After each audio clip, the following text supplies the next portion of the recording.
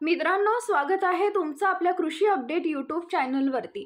यंदाच्या ऑगस्ट सप्टेंबरमध्ये सरासरीपेक्षा पाऊस जास्त होणार काय आहे संपूर्ण अंदाज पाहण्यापूर्वी आपल्या कृषी अपडेट यूट्यूब चॅनलला सबस्क्राइब करून शेजारील बेल आयकॉन प्रेस करा।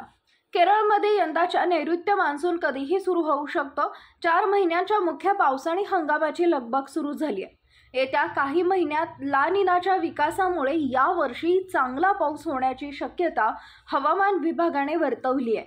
मान्सूनच्या पावसावर परिणाम करणारे मान्सून कमी दाब प्रणाली आणि डिप्रेशन यांसारखे इतर अनेक घटक असले तरी ला निना हा प्रमुख घटकांपैकी एक आहे।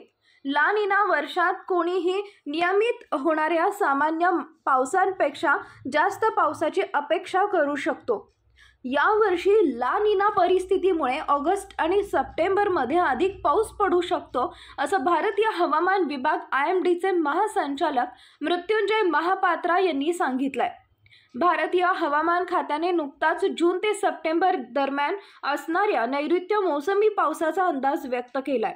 नैऋत्य खात्याने जून 2024 मध्ये पाऊस आणि तापमानाचा अंदाजही जाहीर केलाय। यावेळी हवामान विभागाचे महासंचालक डॉक्टर मृत्युंजय महापात्रा यांनी सांगितलंय की देशभरात नैऋत्य मोसमी पाऊस दीर्घ कालावधीच्या सरासरीच्या 106% पाऊस असू शकतो। त्यामुळे संपूर्ण देशात यंदा दरवर्षी पडणाऱ्या पावसापेक्षा जास्त पाऊस पडण्याचा अंदाज वर्तवलाय।